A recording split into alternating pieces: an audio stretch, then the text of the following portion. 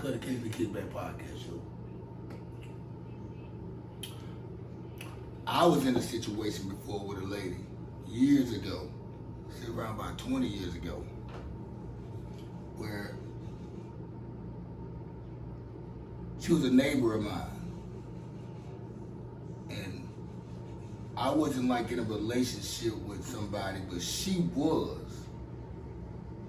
I had a little friend of somebody that came by the house every now and then, kick, you know what I'm saying, stuff like that, But I never, we was like, I wasn't committed to my fitting at the time. So I was with a chick, and apparently we hooked up a few times while her and her boyfriend was on bad terms, I guess I should say. And they went together for a few months or so, whatever. And I guess me and her had a little fling going on with each other. I wasn't gonna try to submit to her anyway because I knew her situation, but I wanted to get at her either way it go. But anyway, my thing is I've had a situation where a female came up pregnant and she had to abort the child, and because her and the dude ended up getting back together, and she knew it wasn't his. And at the same time, I wasn't sure that it was mine either, because no telling who she had hooked up with, or she was pregnant before the situation. I don't know. Thing is, I didn't have to pay for anything. I didn't have to. She didn't need my help on the situation because she held herself accountable for the situation, and she said, okay, she wants to go this route with the guy she's with, and this she don't want this to fuck it up. And guess what I will say? To this day, they are still together. Let's give it a big. They still together. They still together. They haven't spent what they say 20 years later. They are still together. I know that for a fact. I see it. And guess what? I never shared this information with anybody. I had roommates at the time, and we never told my roommates or anybody who came by the crib to kick it with us or hang out. We never told nobody that situation. Just so happened, months after the situation occurred, the lease was up at our apartment complex, and I think they ended up moving before us. They ended up moving to her. She had a roommate too, and I think they moved back to their side of town where they from, and I ended up moving to a one bedroom around the corner, and whatever the case may be. We moved. I never seen her again after we departed from each other from that moment. But the point of the story is that I've been in a situation where a child had to get aborted, and it was for my benefit, I would say, and it was for her benefit, I would say, because she's still married with the guy that she got back with 20 years later. And I looked at her, I ain't have kids at the time. I'm still young. I'm like 24, 23 years old, so I don't want no kid right now. I see what my homeboys I'm going through. So, hey, hell yeah, not what you know way. I know, so like, that's where my head was at. So, abortions, we're talking about the abortion thing, which got a lot of people, you got people that they feel it's real. I'm like, I can, some of the comments I read on posts that I post, you can feel the pain from women that they're going through, because they feel like, damn, even if I have a miscarriage, I still got to get questioned about my miscarriage, and it could be something that has to do with my body or my health.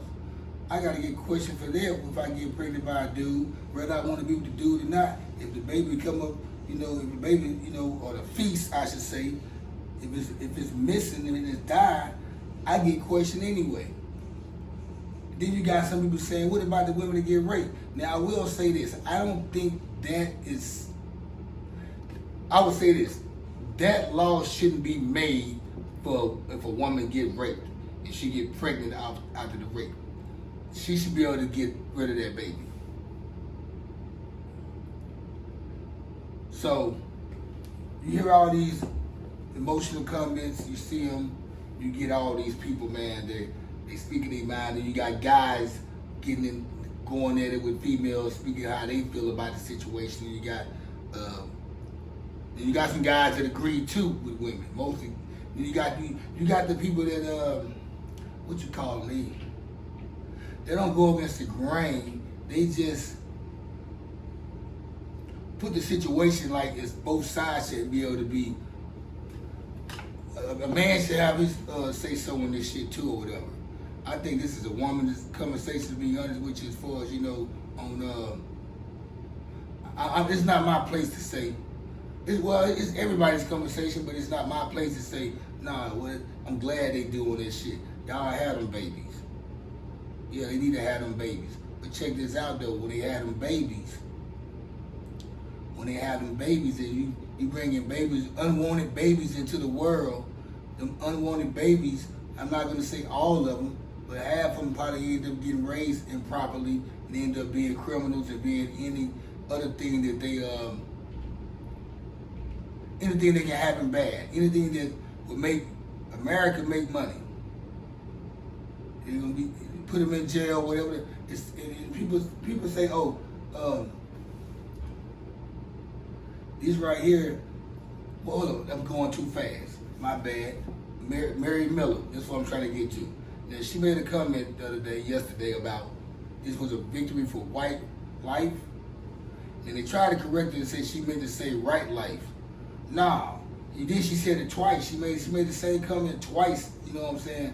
On the podium with Trump behind her, and you watched him. He didn't laugh or nothing. He just stood there.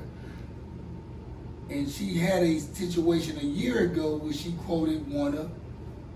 references one of Adolf Hitler's saying when he said, "When you have the youth, you have the future." Now, she had to apologize for it too, though. Now, with that statement right there, I didn't feel that was a bad statement she made. She shouldn't have made the statement, but I don't feel like it was offensive toward anyone just because she quoted something Adolf Hitler said. You know, we quote rappers that kill people every day. Rappers that be talking about this, you know, doing some type of negative thing or poison to the hood or the community, we quote their stuff every day. So she was just quoting Adolf Hitler, you know.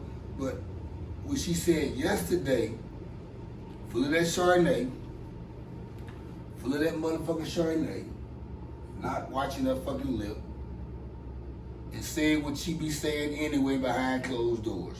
I said I'm not surprised about what she said, and fuck what she said, you know. She said how she really felt, and I'm glad. I'm one of them people I like when they say, I like to know how they really feel. People always say they want to know how a person really feel about them. You know what I'm saying? Whether they black or white, I want to know how they really feel about a nigga. You know what I'm saying? How they feel about a black man? How they feel? I mean, and what she did, she accidentally said what she said, but she meant that though. That's what y'all fail to realize. I don't even apologize. I'm happy you said it. I am very happy that you said that shit. So now they making it out. So how is it? White women don't have, man. They say white women don't have babies and shit. That's some bullshit, man. I knew there's an area where I work at. It's an area called Lakewood. Rich neighborhood, rich area, historical history, a lot of history behind it. You can see it's one of Dallas's first neighborhoods, but it has newer houses, big castles and shit. Right outside of downtown, Deep Ellum area, East Dallas area. You see these families, man. These women no older than 35 years old. These women are more than 35 years old, and they have 5 or 6 kids. I'm talking about, there's about 50 to 100 different families that are like that out here. Like, it's women that they look like they about 45 and 40 years old, but they're in their early 30s, mid 30s, but all they've been doing was laying on their back with their legs open for years, just making babies while their husband go get that money, go out of town, while they was at the house raising kids, doing business trips, and just, when he come home, put some more babies in the stuff. So when they say white women it's not having many babies, it's having many babies as black women or any other race or culture. I mean, even if they're not having as many as babies, I see a lot of white families that's on. Like I see these families, man, that have 6, 7 kids, and they 38, 37, 36. They talking about making 2 or 3 more kids. That's how it used to be back in the early days, back in the 1900s, the 1800s, 1920 something. Like think about it. Our grandmamas. I got 2 uncles, 5 aunties and a mama, and another auntie who passed away. So that's how many kids my grandmother had. People crazy. This new day and time, we act like it's crazy to have that many babies. We act like it's you tell somebody like me, I got 3 kids, and I'm 44 years old with 3 kids, and they say, oh, you got a lot of kids. No, I don't.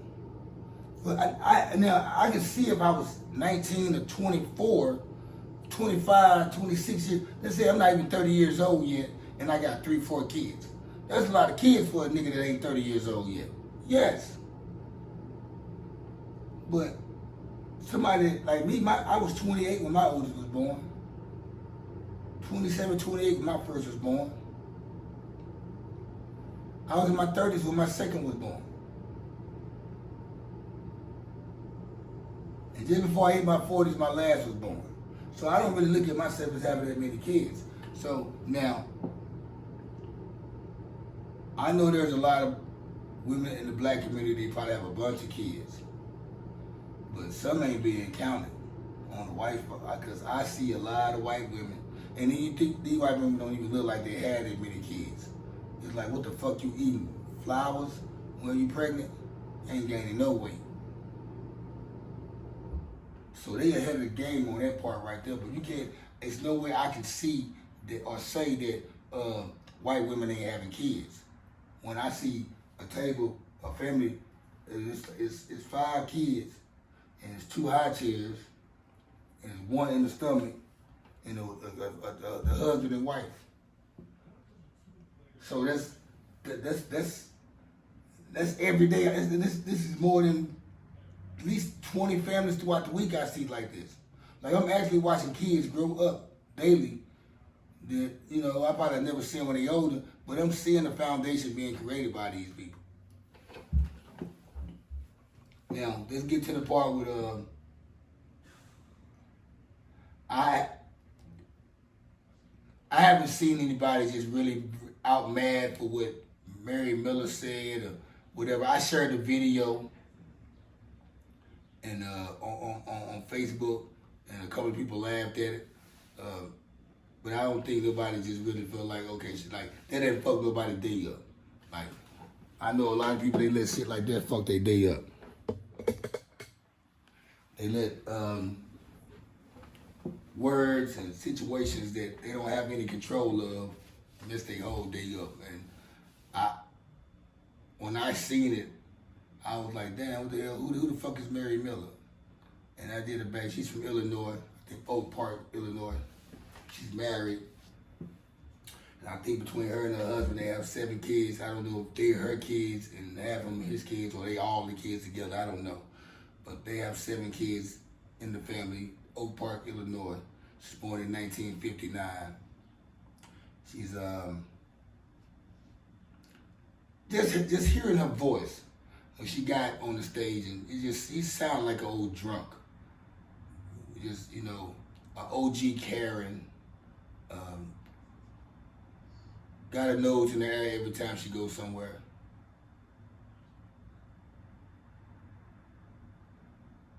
And people I hear people say, look what Biden did. No, Trump started this shit already. Trump the one had pulled the trigger back. I mean, he pulled it, he the one cocked the gun on the whole situation.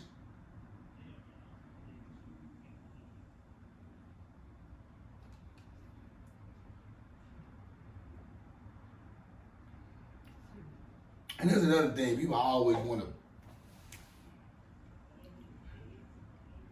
to make it.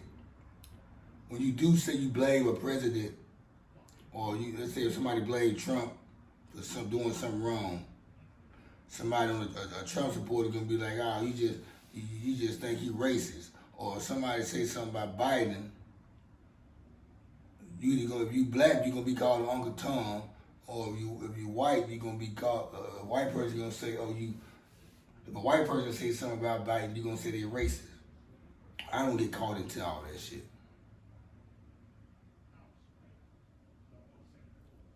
But this is all this with the politics shit. You know, with the pregnancy, the Roe versus Wade thing. Like I said, I like to see everybody. I make posts just to see what everybody else is saying, because when I listen, or not listen, but when I read what people are saying, I like on what everybody has to say about whatever situation it is, because everybody makes a good point on what they're saying. Now, I know at the same time, people are like, how you feel about it? Well, I say to myself, and I say to you guys, the post I made is what I feel about it. If I post that shit, that means I stand on what the post is. I mean, if I don't care about the post, I will post it and I will say I'm not with this. And that's enough said. Once I make the post, I don't have to comment no more. Enough said. I don't have to do no explaining on what my feelings about it. And I already did.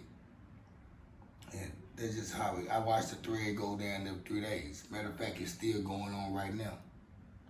And it's going to probably continue to go on because it's going viral, and once it go viral, the algorithm is going so hard right now, it's starting to hit people pages that's not even friends or don't even follow me.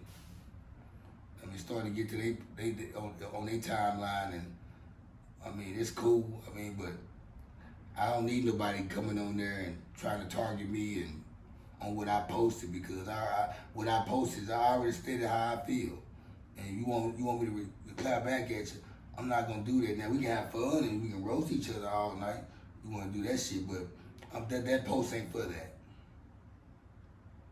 And I think that's enough about the politics shit right now. We're gonna go into,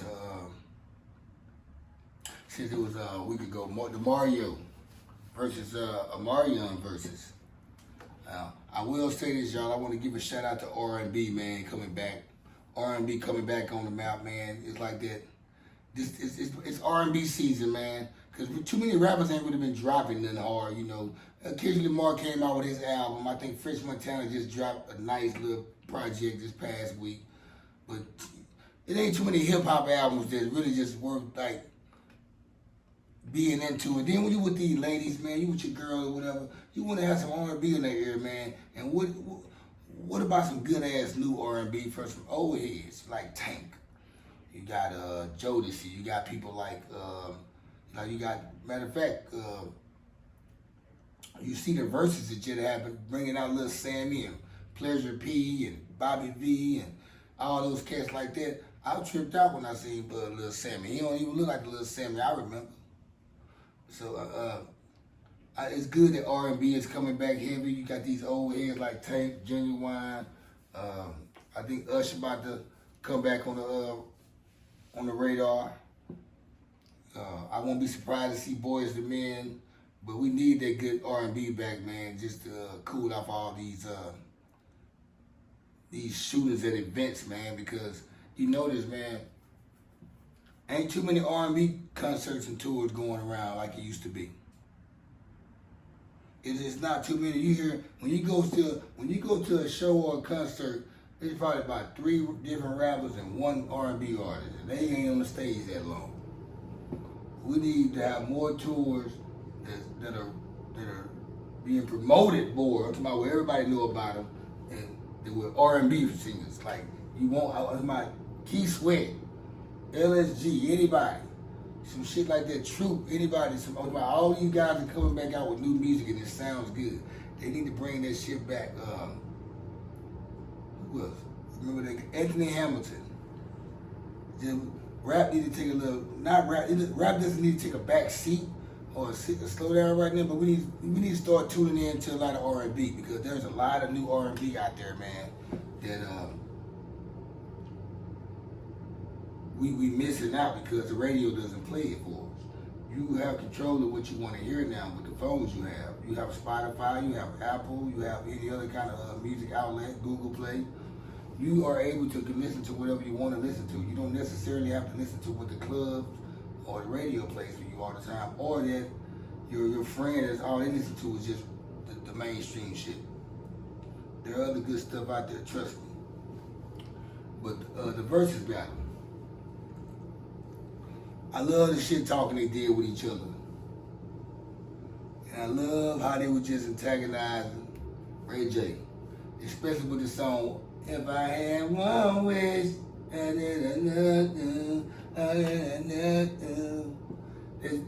they made his ass singing that shit because they knew something that we didn't know. They knew this motherfucker could sing this shit properly. They knew that motherfucker could sing this shit properly. So what they did, they kept on singing that shit to make him sing it. Fuck it. Crazy part about it, even though Ray J went up there with the baby on his damn singing, knowing he can't hold those notes right with that baby. No telling what he was on. People say he was on cocaine. Maybe he had a lot of alcohol. Who knows? But I ain't gonna say nobody doing no shit like that. But I don't know. I wasn't there when he did what they did. But he did say he just having a little fun. It's bad. But he tripped me out when he said he went back to Brandon and said he fucked that song up. Then I fucked that song up, sis. He sure did, nigga. I think, but there you go though. Live performance, doing live shows, man. When you do a live show, man, it tells a lot. It lets people know how good you are. Are you there where your talent is? Or you just not studio. And that showed in the Versus battle. And it also showed at the BET Awards. Y'all don't hear me though.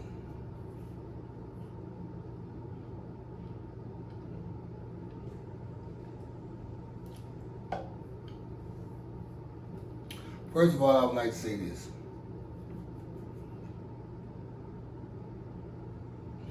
I love the Jack Harlow set when he had brought out Lil Wayne and Brandy. It's funny, I was listening to Jack Harlow, man, like a couple of his songs pop up through my shuffle when I'm listening to music and whatever. And sometimes I have to look down at the phone to see who the hell this is I'm listening to. It turns out it's Jack Harlow. I'm starting to get familiar with his voice. But he pulled a good set up. I like how he did his set. I like how Brandy ate that shit.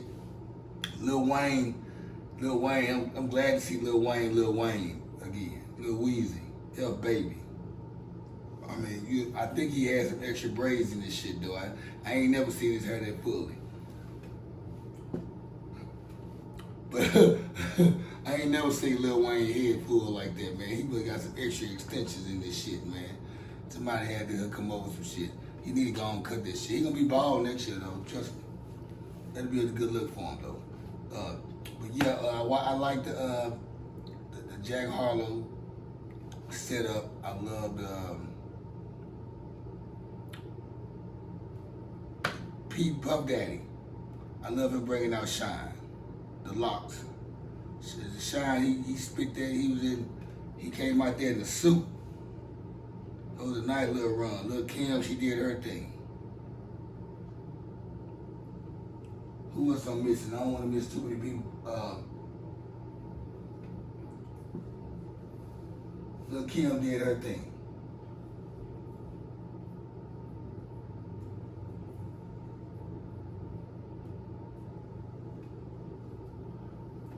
You had a few other people up there. They was y'all bear with me, man.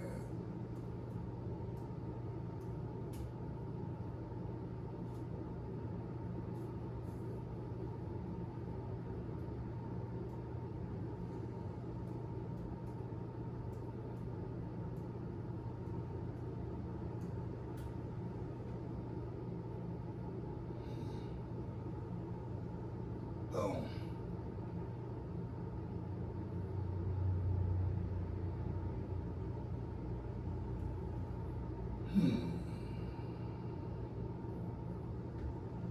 All right, yeah. Like I like I was saying, you had Puff Daddy had an iconic performance. I mean, he was moving like he moved 20 years ago, man. The moves he was doing, dance and all that with the legs still. I'm like, they reminded me back in, he took me back to 96, 97, 98, 99. He just, Puff Daddy never aged with the moves. And I will say this is one group that I wish he would have brought out there, Total. The girls that used to sing the "Can't You See What You Do to Me? I love you everything." I like that shit right there. What's the girl name? Lotto. Oh yes, Lotto. She had a good performance as well. I like hers. I like how she brought Mariah Carey out there on the remix, and yeah, that shit right there was nice. I mean, she did what she did on that one. That was a good one. And also,